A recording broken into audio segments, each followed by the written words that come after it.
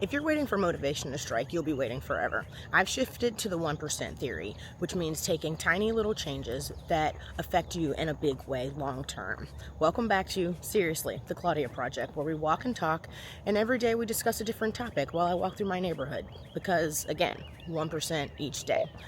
What is the 1% effect? So instead of trying to make a huge overhaul, deciding that I'm going to work out for, let's say, an hour and 45 minutes to get my body together, I've taken the 1% approach, which means I'm walking every day for 20 minutes before work, and I'm changing little small things throughout my day. It can be used in every single aspect of your life, and at first it's going to feel a little crazy because you're like, this isn't enough to make me actually see anything. But by taking this tiny approach, you don't have to alter your entire life, and it feels like you're not actually doing anything that affects you. If you are waking up at 8 a.m., for instance, and you're like, I want to be a girly that gets up at 5 a.m. Well, an overhaul would be to go from 8 a.m. to 5 a.m. And that's just a crazy thing to do to yourself.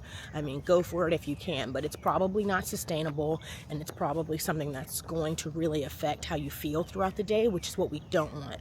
So by taking the 1% approach, instead of waking up at 8, we'd wake up at 7:45. Small shift that doesn't really alter how you naturally move through the world, but over time will allow you to feel those small wins, which is what the 1% effect is really all about. It's about making adjustments that are so little but give you the feeling of really, really large change, which is exactly what we want in order to be motivated throughout the day. So what are small things that I've done that you can definitely take in?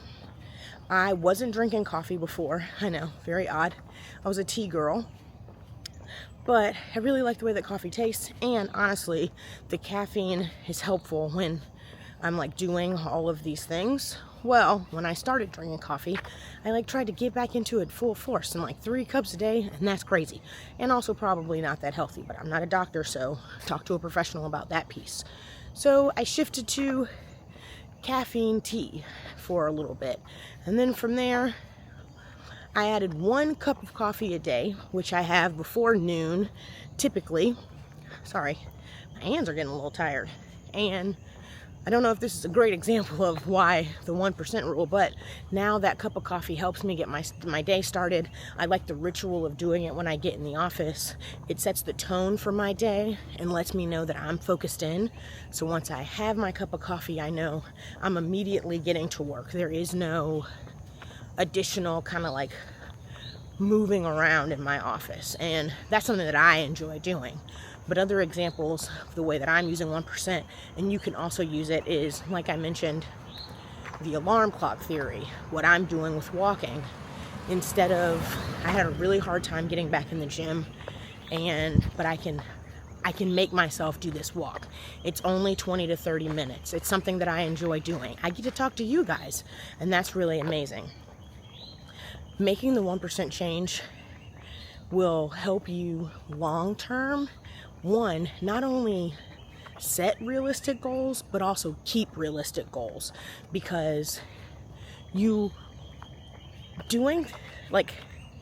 setting yourself up to do all of these things and failing over and over again, I can attest for myself, makes you feel like you can't do anything right, and it makes you feel like you can't make any real change, and that there's no way that you can possibly do what you're watching others do, which is very challenging for the psyche, right?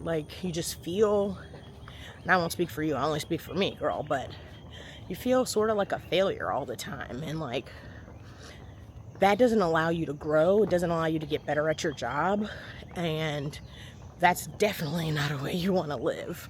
So big pieces on the 1% is making sure that you see the value in holding yourself accountable. But because the change is so small, it feels easy to do. You're like, oh, I can definitely get up 15 minutes early tomorrow. And then that 15 minutes, soon, 4 months later, you don't even realize that you're doing it. And by the time you get to the end of the year, if 5 a.m. is truly the goal, which I do not suggest, if I'm honest, then you'll be able to actually get there, right? And so I say try it out. It's something that is very easy to do, and you can use it across tons of things. I use the example of coffee, which is a crazy example to give, if I'm honest, but alarm clocks, gyms, studying for tests, showing up for work. I started my 1% at work with, I'm going to work for 2 hours without checking social media. And 2 hours was easy because you can get wrapped up in work, but you get so used to showing up to work and checking all of these social media apps, which is just not productive or healthy while you're in the office. And so making that change, I don't know if that's more like punishment, but figuring out how to be 1% better even at work has been super helpful and valuable. So that's my take on the 1% method. I hope that you guys are enjoying these videos every day. I have been enjoying talking to you guys and getting to know you and learning to talk into the camera. Even that's a huge 1%er for me, right? My goal is to post on YouTube and get better at talking to you, getting to know you guys as a community, and showing up every day, no matter what, coming up with a topic and just getting 1% better with my thumbnails or the way that I'm looking into the camera and not just looking around my neighborhood, which is actually very challenging if I'm honest, because I am walking. For real, this is not AI. But getting better 1% even in doing something like this has been very, very challenging. Putting yourself out there is much harder than people give it credit for. And so showing up every day for you guys, getting better at doing this every day, and allowing there to be feedback that I give not only myself, but also grace that you have to give yourself. And you learn that in 1%. Like, maybe the things that you're trying aren't actually things you really want to do. And you will learn that by doing this 1% method. Other examples, guys. Jeez, I'm just coming up with so many things now. Washing the dishes, cleaning your house. Instead of saying, I'm going to clean the whole home today. Today, my 1% is I'm going to wash the dishes.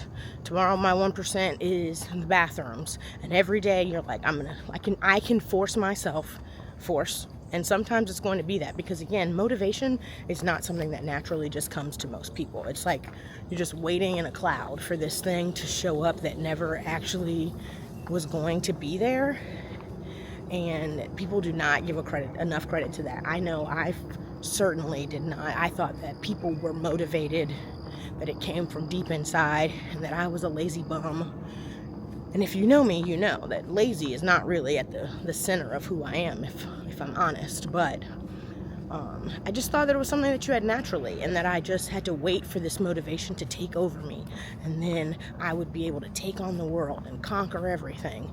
But the truth is, 1% every day, doing a little bit better, is what is going to make you a motivated individual, because it's these little, really tiny changes that over time will be an overhaul of who you are as a person.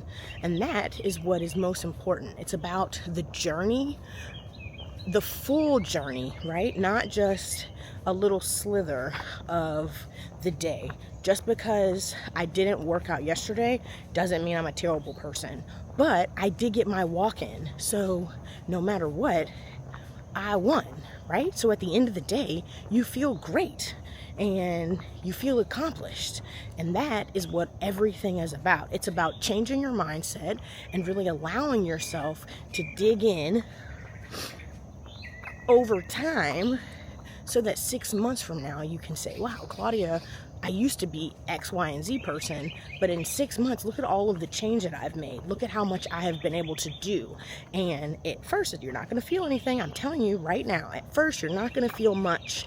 And that is going to be very scary and very challenging. But write down our 1% plan.